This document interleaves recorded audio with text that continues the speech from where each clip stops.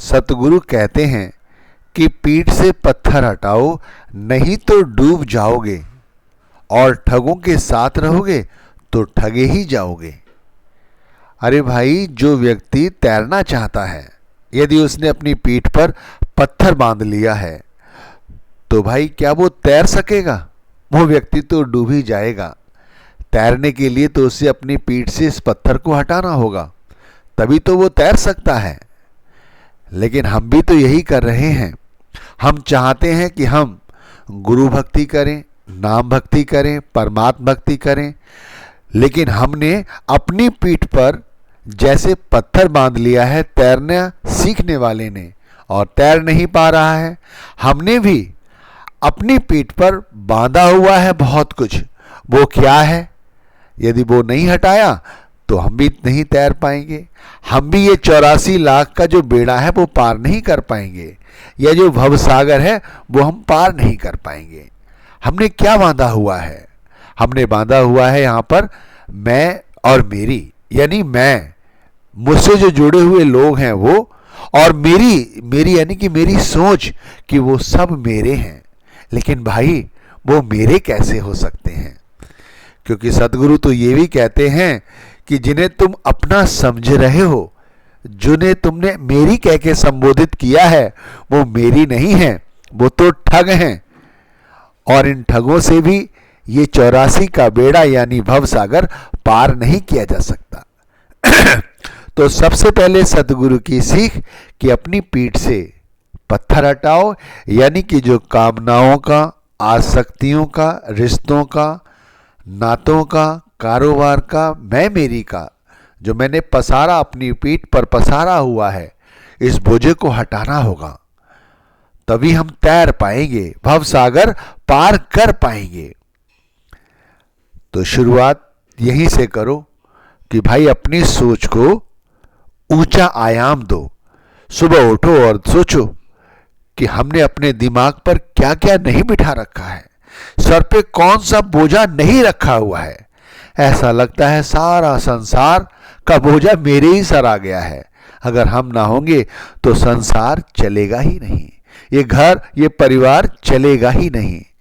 भाई, जो अपने थे जो चले गए, जो तुम्हारी तरह मेरी तरह सोचते थे, आज उनके जाने के बावजूद भी तो ये सब कुछ वैसे ही चल रहा है।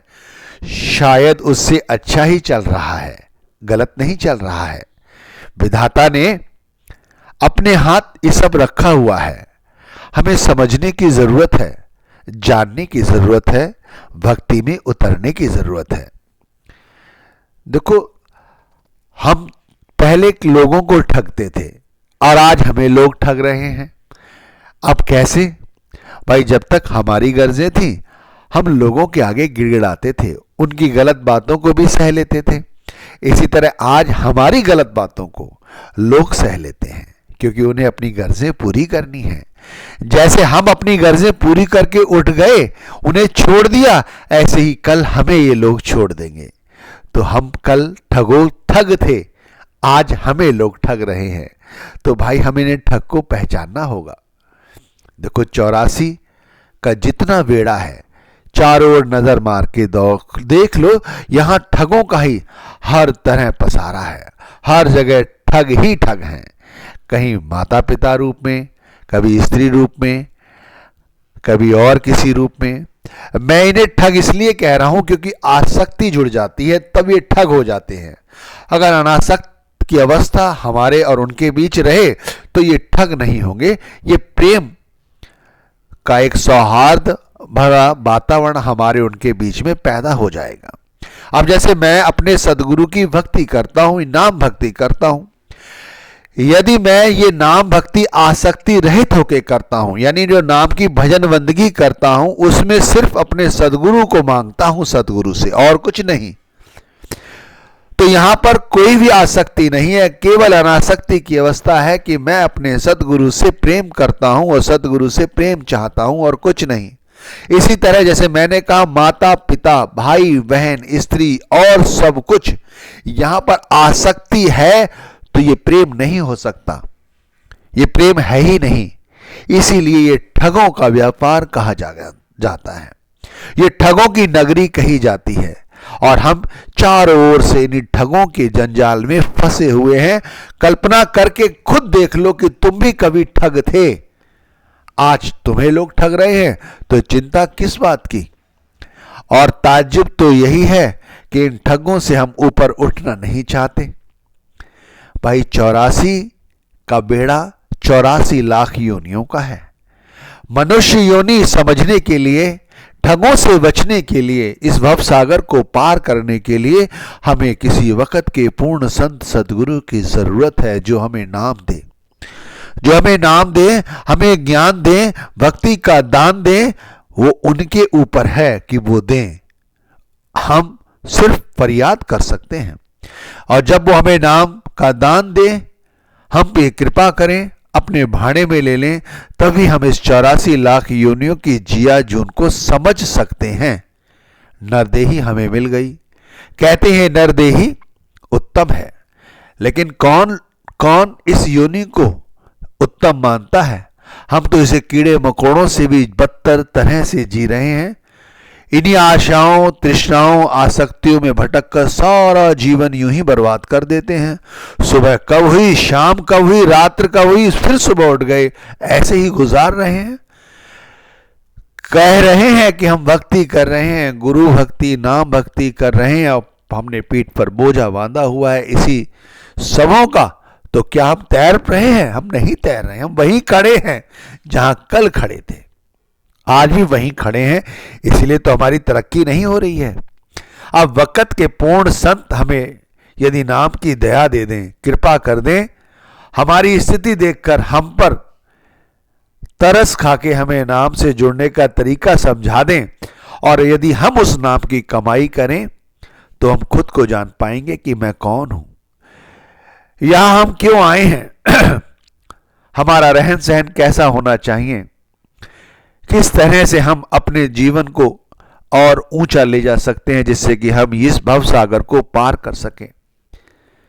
नाम की कमाई में लगे रहेंगे तो धीरे धीरे जो माया के पर्दे हैं जो हमारी पीठ पर बोझा बड़ा हुआ है, वो बोझा धीरे धीरे उतरता चला जाएगा। ध्यान रखिए, यदि हम नाम की कमाई में लगे रहे तो, नाम की कमाई में लगे रहे तो, यानी वक़्त पर सिमरन किया, वक़्त पर जगे, वक़्त पर आलस्य छोड़ा, वक़्त पर सतगुरु की याद अपने दिमाग में बिठाई, वक़्त पर सतगुरु को हाजिर नाजिर जानकर भजन बंदगी में बैठे, वक़्त पर वक़्त का काम पूरा किया, तब नाम की कमाई में लगे रहे।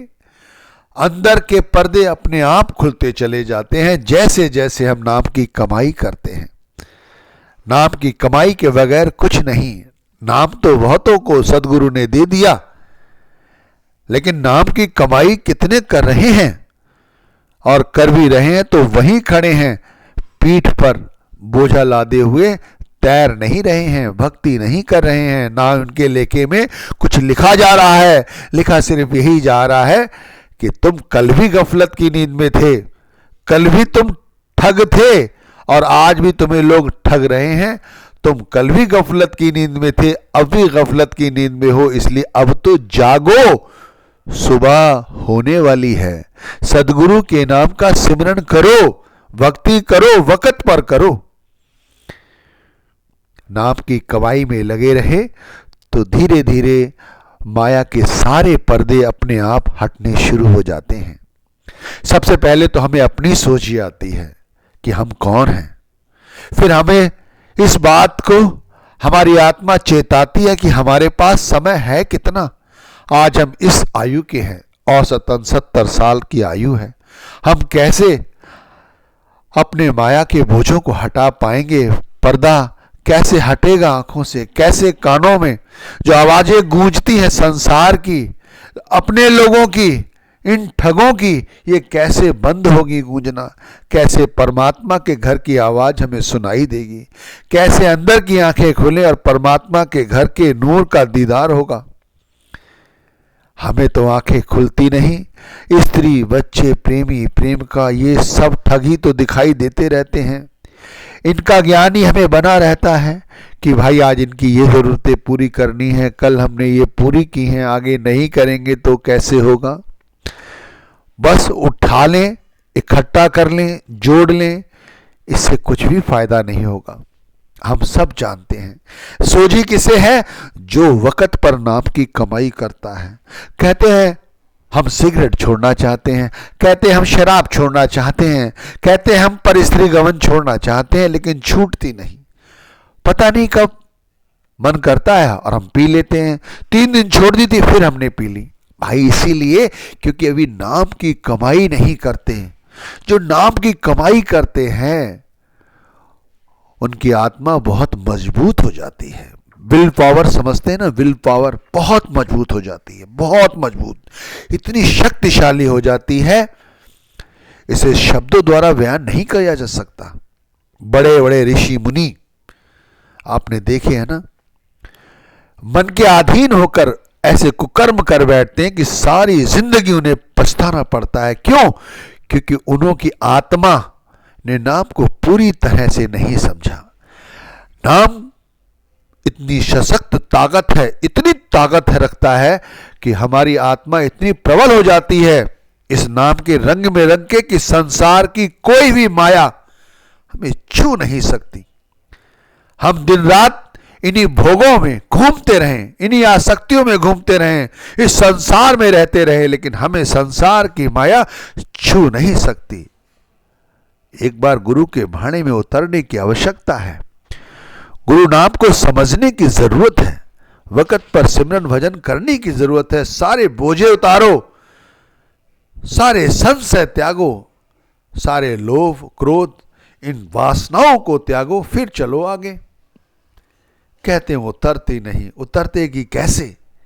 कभी उतारने की सोचो ना। गुरु से गुरु को मांगो, गुरु से प्रेम मांगो, गुरु से भक्ति मांगो, गुरु से सच्चा प्यार मांगो, सच्चे लोगों की सोच ही मांगो। ध्यान रखना, काम क्रोध और लोभ ये ऐसे विकार हैं ये 3 विकार, काम क्रोध और लोभ, ये ऐसे विकार हैं कि हमें कभी ऊपर नहीं उठने देते। संसार में जितने भी काम हैं, जितने भी काम हैं, उनसे ही हमारा इंद्रियां जुड़ी रहती हैं और हमारा मन उन्हीं के पीछे पीछे भागता रहता है। और हमारी जो आत्मा है क्षीण है, इतनी दुर्बल है, इतनी निर्बल है कि कुछ नहीं कर पाती। काम जब पूरा नहीं होता तो क्रोध उत्पन्न होता है, जब क्रोध उत्पन्न होता है तो विवेक नष्ट हो जाता है, जब विवेक नष्ट होता है तब हम में और दूसरों में क्या फर्क। जिसने भजन बंदगी की है, जो गुरु के भाणे में रहता है, जो परमात्मा को समझता है, वो दूसरे को क्रोध भी गंगा जल की तरह शांत कर देता है। सुना है ना कई प्रसंग कि संतों पे कटाक्ष किए कि दाढ़ी क्यों बढ़ा रखी है, तो उन्होंने बड़ी ही सरलता से कहा आपकी जूती साफ करने के लिए। सुना और निकाल दिया, इससे क्या फायदा हुआ? बिठाओ अपने दिल में इस संसार की जो 3 मैंने वासनाएं बताई, काम क्रोध और लोभ। लोभी पुरुष कभी सुखी नहीं रह सकता। अगर एक लोभी सिमरन करता है, संसार का बोझा सर पे लादे हुए, उसके बाद भी भजन बंदगी करता है और फिर भी अपनी आसक्ति नहीं त्यागता, तो ध्यान रखना वो भी कुछ बनेगा नहीं, कुछ मिलेगा नहीं। अरे इन 3 वासनाओं को त्यागो। लोभी पुरुष ना इस लोक में सुखी रहता है, ना उस लोक में सुखी रहता है, उस तो हमेशा ही डरा रहता है। लोभी पुरुष की आसक्ति बड़ी ही निराली है। लोभ को त्यागना होगा, काम को त्यागना होगा, क्रोध को छोड़ना होगा, गुरु के रंग में रंगना होगा, पीठ पे लदे हुए जो आसक्ति के वेड़े हैं इन्हें उतारना होगा, इन पत्थरों को फेंकना होगा। गुरु नाम की कमाई करनी होगी, जब समय मिले तब करनी होगी। गुरु से गुरु को मांगो, परमात्मा से परमात्मा को मांगो, आत्मा को ऊपर लाने की कोशिश करो। मित्र बनाओ इस मन को, इन इंद्रियों को समझाओ कि तुम ये क्यों सोचती हो, ये क्यों पाना चाहती हो, इसे पाने के बाद क्या होगा। तब भी तो हम खाली रहेंगे। तो क्यों ना हरि के विषय में सोचो, क्यों ना गुरु के विषय में सोचो, जिससे हमारा आज भी संवरेगा और कल भी संवरेगा। ठगों का काम है अपना काम निकाला और आगे बढ़े।